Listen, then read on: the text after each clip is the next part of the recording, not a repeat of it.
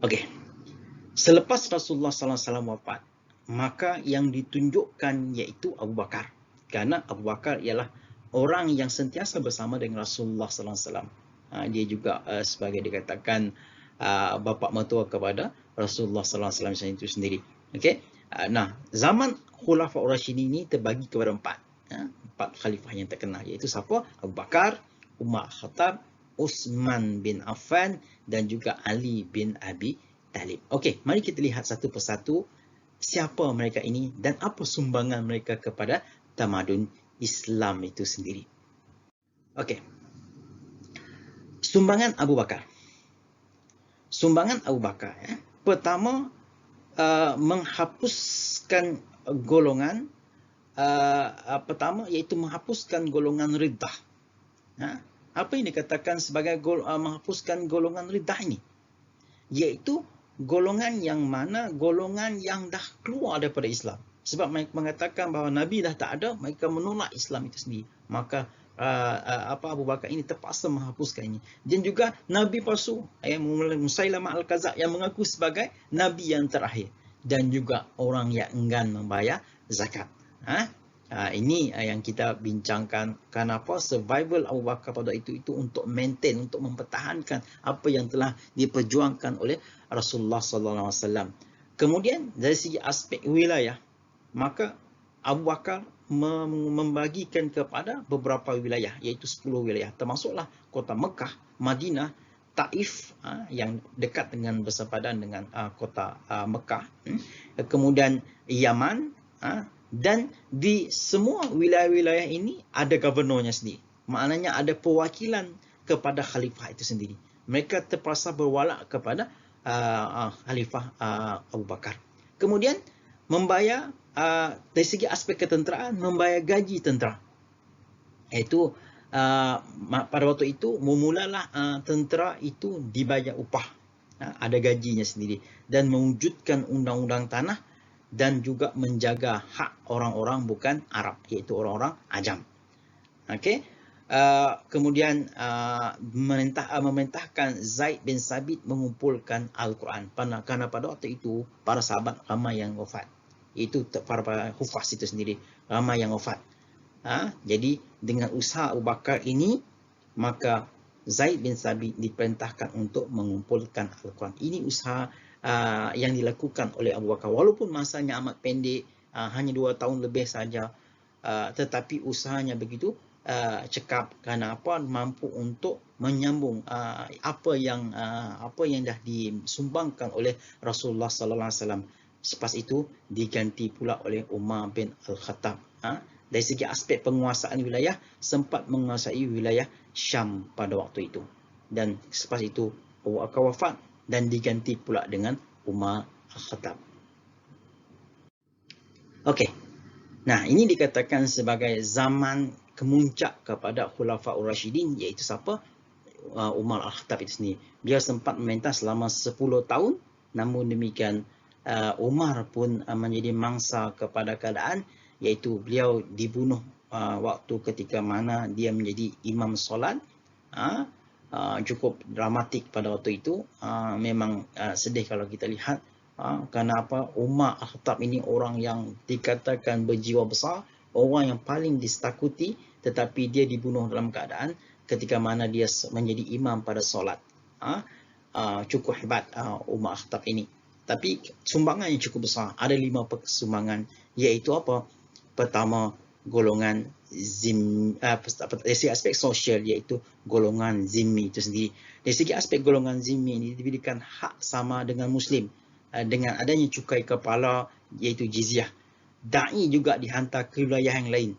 Kemudian hamba diberikan hak bebas seperti awam. Kalau hamba sebelum ini agak terikat dengan tuan majikannya, tetapi hamba turut dibebaskan. Kemudian di segi aspek politik pula, wujudnya majlis syura. Majlis syura. Itu dari segi politik. Kemudian wujudnya wilayah-wilayah yang tertentu, yang seperti mana di zaman Abu Bakar. Dan juga mewujudkan wizarah, kementerian seperti apa? Kementerian Pos, tentera, khatib, dikatakan sekarang ni setiausaha. Kalau ada sekarang ni kita sebut sebagai setiausaha, dan wizarah-wizarah yang lain. Kemudian dari segi aspek ekonomi, mewujudkan Baitul Mal, iaitu mengawal kewangan negara itu sendiri. Mewujudkan cukai kepala kepada ahli zimmi, kalau orang Islam adanya zakat, cukai tanah ataupun al-kharraj itu sendiri. Ini kepada muslim dan juga non muslim dan juga non muslim. Pembinaan terusan di Mesir, kerana dikatakan tanah Mesir ini tanah yang subur, banyak pertanian yang wujud, buah-buahan memang cukup ini, sehingga sekarang ni pun Mesir merupakan negara pengeluar utama buah-buahan di kawasan wilayah Arab dan juga Afrika. Kemudian rakyat pun digalak untuk menerokai tanah-tanah yang terbiar. Dari segi aspek pendidikan pula, kalau kita melihat pendidikan di zaman Umar ini, pendidikan Al-Quran bertumpu di masjid. Penubuhan bandar-bandar pusat pengajian seperti Kufah, Basrah, Fustat. Kalau di Basrah dan Kufah terkenal dengan perundangannya. Kemudian kalau di Madinah terkenal dengan hadisnya. Kalau di Mekah terkenal dengan Al-Qurannya. Itu bandar-bandar yang diwujudkan. Dan zaman Umar ini dia memperkenalkan falsafah dan sains ketika mana menguasai Mesir dan juga Rom. Dari segi aspek ketenteraan, inilah yang paling hebat. Kenapa saya katakan hebat? Kenapa zaman Umar ini dia mampu menguasai sepertiga dunia, iaitu di wilayah Asia, Afrika Utara, Khurasan dan Rom. Kalau Rom kalau kita bincangkan iaitu daerah Itali sekarang ni, dah masuk ke wilayah Eropah. Tentera bergaji, dan juga ada juga tentera yang sukarela. Kemudian kalau kita melihat dari segi markas tentera dibina iaitu di daerah Madinah dan juga di daerah Kufah itu sendiri sebagai tempat untuk markas tentera. Kenapa? Wilayah di zaman Umar ini amat besar. Kemudian selepas Umar wafat, ketika mana beliau menjadi imam solat, ketika mana dia dibunuh, maka beliau diganti oleh Uthman bin Affan. Okey, dari segi aspek sumbangan Uthman bin Affan, iaitu kalau kita melihat ada 5 perkara. Okey, tapi sebelum kita melihat 5 perkara ini, Uthman bin Affan ini memerintah selama 12 tahun. Okey, selama 12 tahun. Daripada 23 Hijriah hinggalah 35 Hijrah. Dia ini dibunuh juga. Bayangkan ketika mana dia baca Quran, dia dibunuh oleh musuh. Yang dikatakan pada waktu itu bermulalah konflik dalaman dalam kepimpinan dalam Islam itu sendiri, dan akhirnya dia diganti oleh Ali bin Abi Talib. Kalau kita melihat dari segi aspek sumbangan Uthman bin Affan ini, aspek ketamadunan pertama iaitu pembukuan Al-Quran. Nah, pada waktu itulah usaha daripada zaman Abu Bakar tapi berakhir di zaman Uthman bin Affan. Maka di zaman Uthman bin Affan, Al-Quran dapat dikumpulkan dalam satu bacaan yang dikenali sebagai Resam Uthmani. Okey, ini usaha yang cukup lebih. Sebab itulah sekarang ni kalau kita melihat Al-Quran dinamakan sebagai Resam Uthmani. Kemudian usaha seterusnya iaitu pembesaran Masjid Nabawi. Okey, beliau sanggup membelikan tanah sekitar wilayah Masjid Nabawi yang ada sekarang ini untuk tujuan apa? Untuk meluaskan Masjid Nabawi ataupun Masjidil Haram atau Masjid Nabawi yang ada sekarang ini. Untuk tujuan apa? Untuk membesarkan masjid yang sekarang ini, kalau sebelum ini kecil tetapi dia dibesarkan menjadi wilayah yang amat besar. Kemudian usaha dakwah tetap berjalan. Uthman bin Affan menghantar da'i ke seluruh wilayah yang pernah dikuasai oleh Umar dan juga wilayah-wilayah yang pernah dikuasai oleh beliau. Dihantar da'i untuk mengajar Islam dan sebagainya. Dan yang cukup hebat, yang amat unik iaitu apa? Jawatan kuasa mengatur saf solat. Kenapa? Saf mestilah lurus. Ada diwujudkan jawatan kuasa untuk mengatur saf solat itu. Itu yang menarik. Patutnya ada dibuat sama sekarang ni. Okey. Kemudian dari segi aspek fasiliti, membina jalan raya, jambatan, rumah untuk musafir. Ini fasiliti-fasiliti yang dibuat.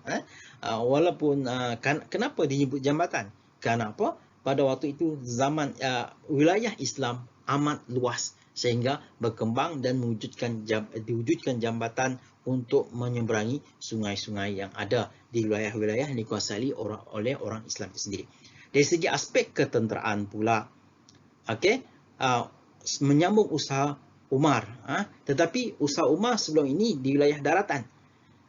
Osman ini terkenal dengan apa? Melalui jalan lautan.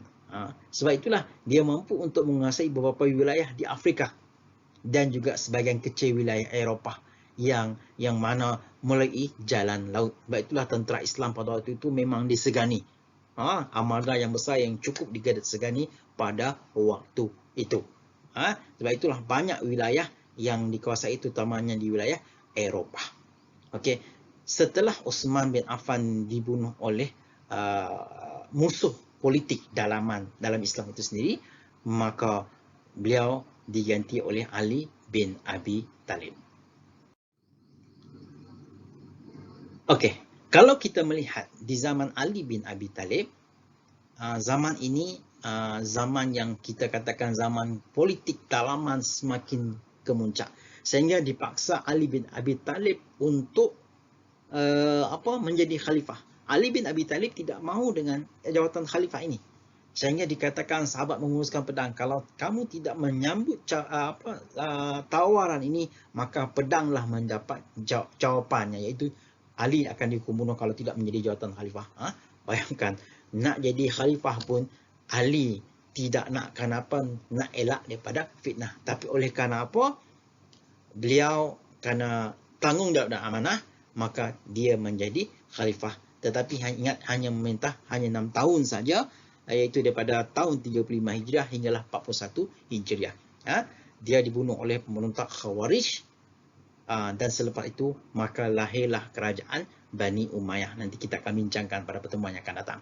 Tetapi ingat, sumbangan Ali bin Abi Talib cukup besar. Pertama, iaitu kesatuan umat. Kenapa pada waktu itu kuasa politik berpecah di dalam konteks dalam orang Islam itu sendiri berpecah? Maka pada waktu itu Ali bin Abi Talib terpaksa menyatukan sama ada secara kesatuan secara harmoni maupun adalah pergolakan politik yang menyebabkan adanya peperangan kecil di antara orang Islam sesama Islam itu sendiri. Kemudian dari segi aspek pendidikan, walaupun dalam keadaan gejolak politik yang tidak stabil, pendidikan tetap dikembangkan, terutamanya memperkembangkan ilmu sains dan juga matematik yang mana usaha ini yang pernah dikembangkan oleh zaman Umar bin Khattab tetap dikembangkan pada zaman Ali bin Abi Talib. Dari segi aspek dakwah, meneruskan usaha khalifah sebelum ini, tetap adanya menghantar da'i-da'i untuk ke wilayah-wilayah yang dikuasai oleh Islam itu sendiri. Kemudian dari segi aspek ekonomi, terus menjalankan cukai yang dikatakan cukai zakat ataupun cukai kepala kepada ahli zimmi dan juga cukai kharaj itu sendiri. Cukai perdagangan pun diwujudkan untuk memastikan survival ekonomi negara Islam yang diwujudkan oleh Khulafaur Rasyidin ini.